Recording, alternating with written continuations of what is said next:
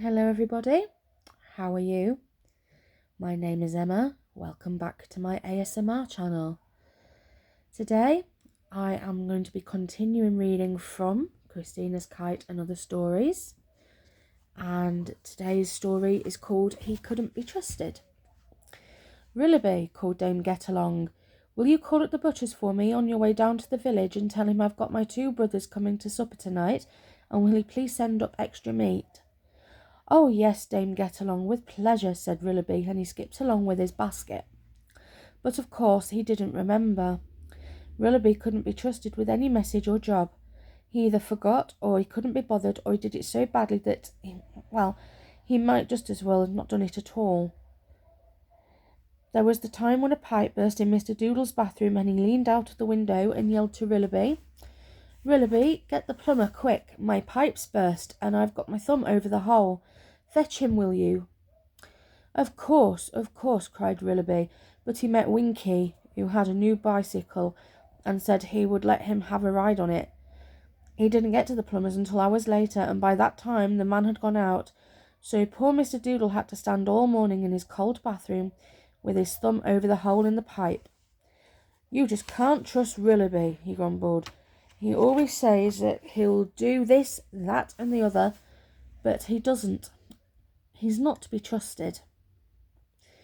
Then there was the time when Rillaby promised his next-door neighbour that he would look after his cat while he was away, and he forgot all about it.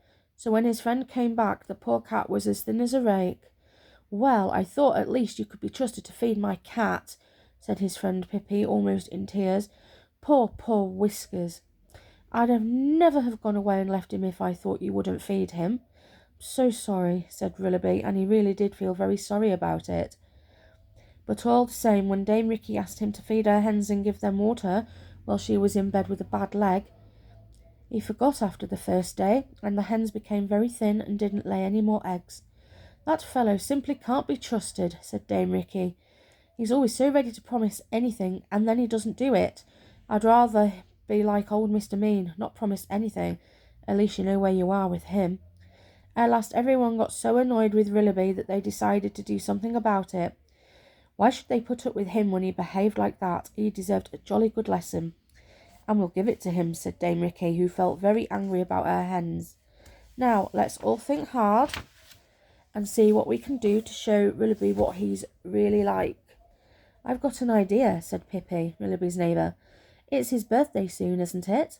"Yes, in 2 weeks' time," said Mr. Doodle. "What's your idea, Pippi?" "Well, shall we get all very excited about it and plan a big party for him, and lots of presents, and let him know all about it? And then shall we do as he does? Not bother, forget, make him see how horrid it is when something is promised and not done," said Pippi. "It seems rather unkind," said Dame Get-Along, "but on the other hand, it may be kind in the end if it teaches him how horrid it is to be untrustworthy. A trustworthy person is such a good friend to have. Rillaby is no good at all. He makes other people suffer so much through his carelessness. My poor cat almost died through him," said Pippi.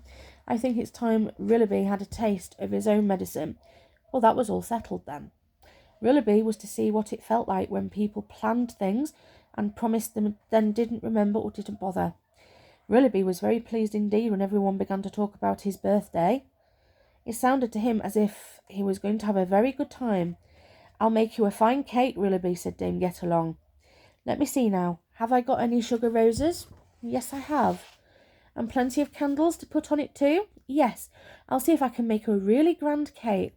"Oh, thank you," said Rillaby, beaming. "And I'll get my friend Jinky the conjurer along," said Mr. Doodle. "He's a wonderful fellow for a party. You should see the things he does. Why, at the last party he poured 6 bottles of lemonade out of a small teapot. Think of that!" "Oh, I'd love all that lemonade," said Rillaby. "There would be enough for everyone."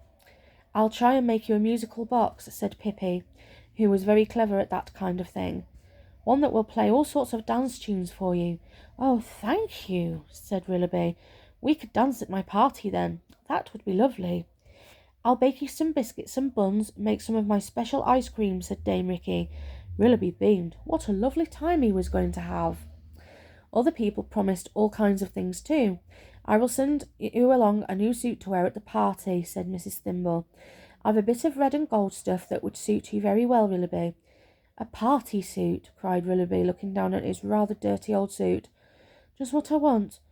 And if I've time, I'll go along to the long-tailed bird and ask him for one of his fallen feathers for your hat, said Trotty. It's nice to have a fine long feather in a hat. Well, Willoughby was quite overjoyed to hear all of these wonderful things. He sat down at once and wrote out invitations to his birthday party. He sent the cards to his 3 brothers, 2 sisters, his 6 aunts, his 5 uncles and his 7 cousins. Do come, he wrote. There will be biscuits and buns and a fine big birthday cake with sugar roses and candles. There will be ice cream to eat and a new musical box to dance to. We shall have a wonderful conjurer to do tricks for us. I am having a red and gold suit and a feather in my hat. Everyone accepted, of course. They thought it sounded a most wonderful party. Willoughby was beside himself with joy. What a lot of good friends he had. Fancy their promising him so many things. His birthday came. He had plenty of cards, of course. He rubbed his hands in glee when he thought of the afternoon. He wondered when Mrs. Thimble would send him along his party suit. He was longing to try it on. At 3:30, Willoughby felt worried. The party was to begin at 4, but Mrs. Thimble hadn't brought his suit, and Trotty hadn't been along with the feather to put in his hat. Willoughby was dressed in his dirty old suit, for he hadn't bothered to wash, brush, or mend it, because he meant to wear the new one that Mrs. Thimble had promised him. At 5 to 4, he was very worried indeed. I shall have no time to change into my new suit when Mrs. Thimble brings it, he groaned. Oh dear, here come my first guests. They were his sisters and brothers. They looked surprised to see Willoughby so dirty and untidy. My party suit hasn't arrived yet, he explained. It will come soon. Ah, here is Mrs. Thimble. I expect she's got it with her. But she hadn't. When Willoughby asked her about it, she looked quite puzzled. Then she said, Oh yes, I believe I did promise you one, but I forgot all about it, Willoughby. Anyway, you forgot to deliver a whole lot of parcels for me once, do you remember? So that makes us even, doesn't it? I forgave you, and you must forgive me. Poor Willoughby. He knew then that he would have to wear his dirty old suit, and how ashamed he felt. But there was no help for it. At least his hat would look smart when Trotty brought along the feather. But Trotty didn't bring it. Oh, sorry, old man, he said to Willoughby. I couldn't be bothered to go along to the long-tailed bird. He lives so far away. So sorry. And then Pippi came along, but he brought no beautiful musical box with him. Did I say I'd make you one? Oh, yes, I did, he said. Well, I've been awfully busy, Willoughby. So sorry. I know you'll forgive me, because, well, do you remember how you forgot to feed my cat when I was away? So that makes us even, doesn't it? We've both been forgetful. Willoughby went red. Then he saw Dame Ricky bustling in. Ah, she said she'd bring me biscuits, buns and ice cream, thought Willoughby, and ran to meet her, but her hands were empty. I didn't have time to go to get the flour and the sugar from the grocer for the biscuit, she said. So sorry, Willoughby, and I'm afraid I forgot all about the ice cream.